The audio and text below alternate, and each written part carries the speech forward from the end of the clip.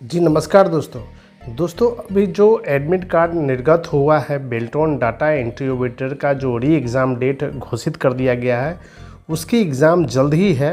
लेकिन उस एग्ज़ामिनेशन में आपको हर चीज़ आपको पता होना चाहिए कि उस एडमिट कार्ड में किसी का एमसीक्यू रिजेक्ट किया गया था तो किसी का टाइपिंग में।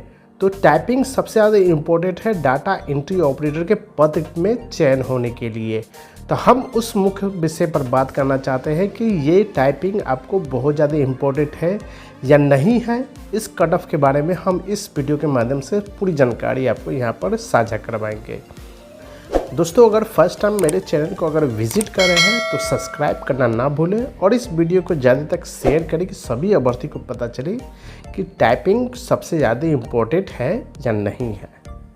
दोस्तों हम बात करना चाहते हैं कि ये कट ऑफ आपको 2020 की है जो 18, 19 और 20 और 21 फरवरी 2020 की है।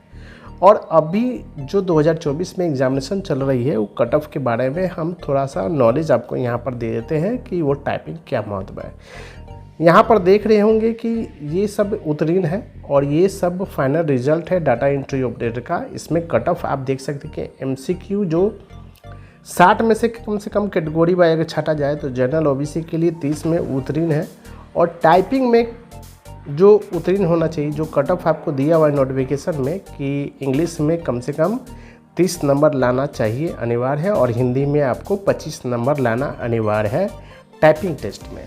तो ये पर देख रहे हैं ये कट ऑफ है। सिर्फ एक टाइपिंग में जो उत्तीर्ण था वही उत्तीर्ण बच्चे का फाइनल लिस्ट बना था। 2 टाइपिंग जो पास है उसका भी कट ऑफ इसमें है।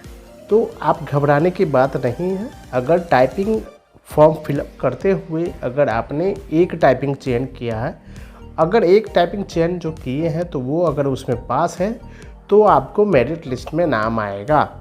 जो व्यक्ति 2 टाइपिंग में अगर सिलेक्शन किए थे और दोनों टाइपिंग एग्ज़ाम दिए थे वो टाइपिंग में दोनों टाइपिंग अगर पास हो गए होंगे तो उसका भी नाम आएगा।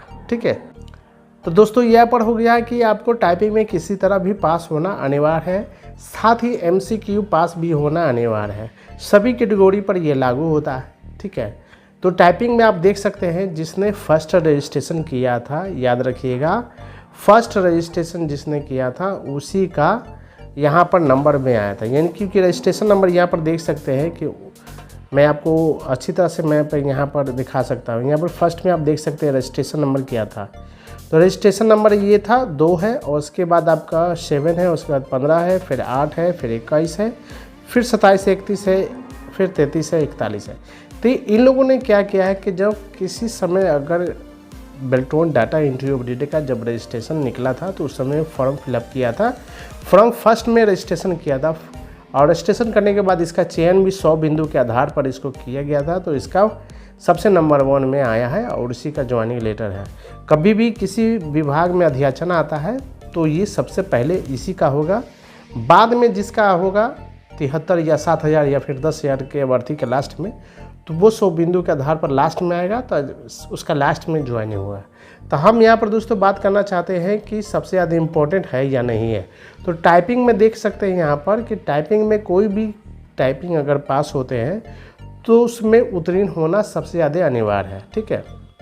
उत्तीर्ण नहीं होते हैं तो आप बेल्ट्रॉन डाटा एंट्री ऑपरेटर के पद के लिए आप चयन नहीं हो सकते हैं। तो एक टाइपिंग में उत्तीर्ण होना सबसे ज़्यादा अनिवार्य है। ये बहुत बड़ी महत्वपूर्ण चीज़ है। ठीक है। साथ ही एमसीक्यू भी पास होना बहुत ज़्यादा ज़रूरी होता है।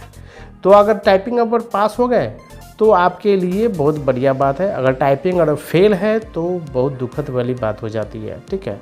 तो टाइपिंग आप जो एडमिट कार्ड अभी निर्गत हुआ है तो उसमें एमसीक्यू बढ़िया से दीजिएगा, टाइपिंग भी बहुत बढ़िया से आप वहाँ पर दीजिएगा। ठीक है। टाइपिंग देने के बाद ही आपको रिजल्ट आएगी। रिजल्ट की अगर बात किया जाए तो आपको दिसंबर में आंसर की आपको आने की संभावना है, वो भी लास्ट वीक तक। ठीक है।